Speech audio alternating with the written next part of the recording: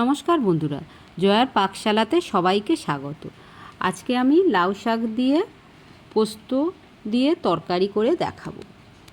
এর জন্য এক মুঠো বিউলি ডালের বড়ি আমি ভেজে নিচ্ছি। কড়াইতে পরিমাণ মতন তেল দিয়ে দিয়েছি। আগে মিডিয়াম আছে, এটা একটু লাল লাল করে ভেজে নেব। বড়িটা ভাজা হয়ে গেছে, তুলে নেব।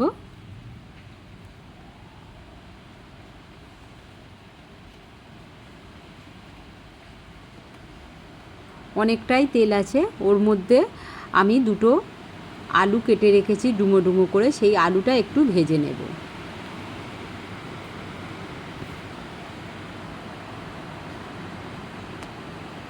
এইভাবে একটু যদি ভেজে নিয়ে করা যায়, এই রকম তরকারিতে দারুণ টেস্ট হয়।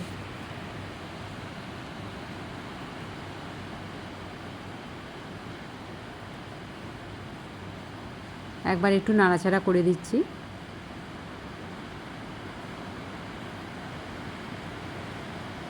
আলুটা কিছুটা ভাজা ভাজা হয়ে এসেছে।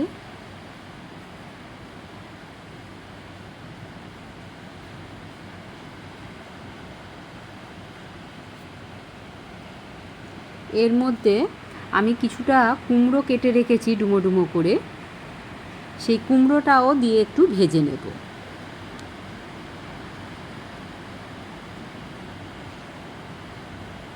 দুটো ভাজা হয়ে গেছে, আমি তুলে নিচ্ছি।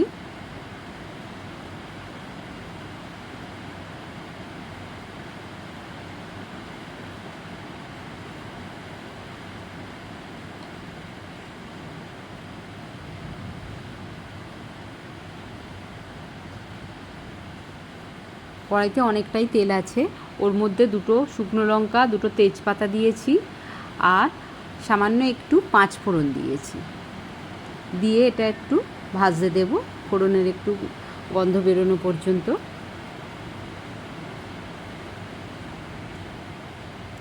এক চামচ আদা বাটা দিয়ে দিলাম।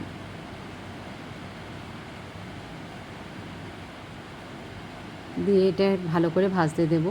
নিরামিষ দিনে গরম ভাতের সঙ্গে এই রকম একটি তরকারি থাকলে মানে সেদিন একটু বেশি ভাত লাগবে। একটা মাঝারি সাইজের বেগুন আমি ছোটো ছোটো করে কেটে রেখেছি, সেইটাও তেলের মধ্যে দিয়ে দিলাম। লাউ শাকের যে ডাঁটাগুলো, সেই ডাঁটাটা আর পাতাটা আমি আলাদা করে নিয়েছিলাম, সেই ডাঁটাগুলো দিয়ে দিলাম।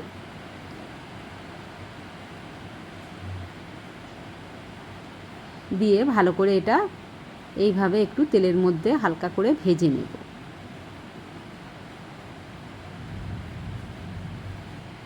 রেসিপিটি ভালো লাগলে লাইক, শেয়ার, কমেন্ট এবং সাবস্ক্রাইব করতে ভুলবেন না।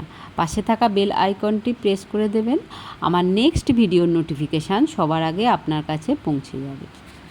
আলু আর যে কুমড়োটা ভেজে রেখেছিলাম সেইটাও দিয়ে দিলাম।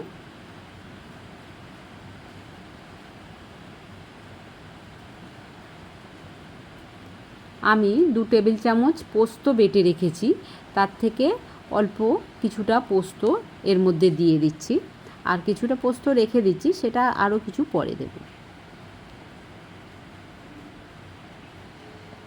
খুবই কম উপকরণে খুবই সাধারণ একটি রান্না, কিন্তু খেতে অসাধারণ লাগে।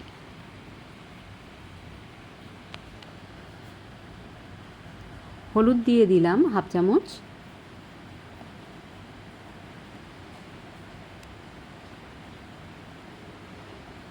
দিয়ে সব ভালো করে এইভাবে একটু, এবারে যে লাউ শাকটা ছিল সেইটা দিয়ে আমি ঢাকা দিয়ে দিলাম। লাউ শাকটা বেশ মজে এসেছে। সব ভালো করে এইভাবে একটু কষিয়ে নিতে হবে।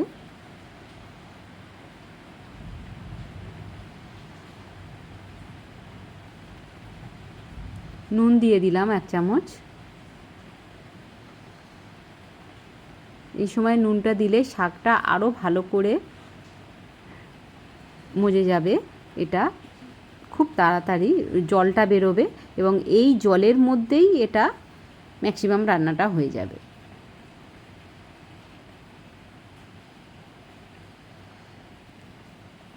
আবারও ঢাকা দিলাম, ঢাকনাটা খুলে নিলাম,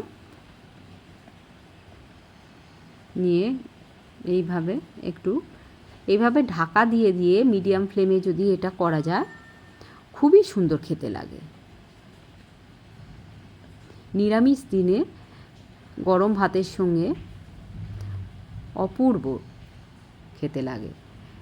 4-5টা আমি কাঁচা লঙ্কা মাঝখান থেকে চিড়ে দিয়েছি, সেটা দিলাম। আর বাদবাকি যে পোস্তটা ছিল সেই পোস্তটাও দিয়ে দিলাম,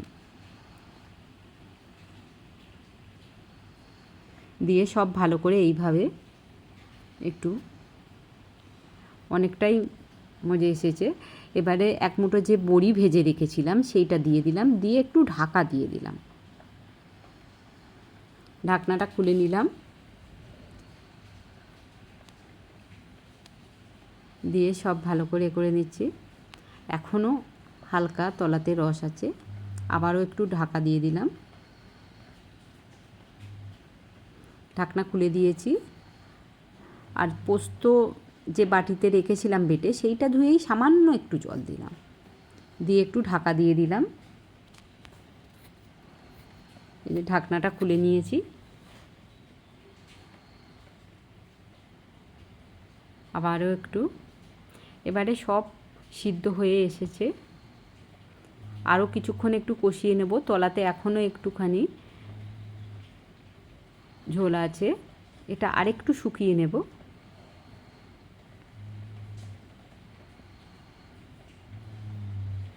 চিনি দিয়ে দিলাম 1 টেবিল চামচ। চিনিটা তরকারিতে দিলে খুব সুন্দর একটা টেস্ট আসে, এখানে চিনিটা অবশ্যই দিতে হবে। একটু ঝাল মিষ্টি হলে তবেই এটা খেতে লাগে, এমনিতে অন্য কোনো মশলা এখানে পড়ছে না।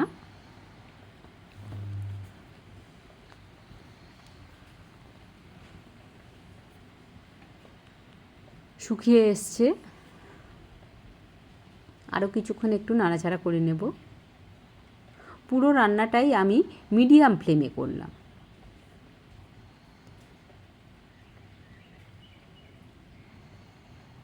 এটা হয়ে গেছে। 1 চামচ সর্ষের তেল শেষে আমি এটা ছড়িয়ে দিলাম।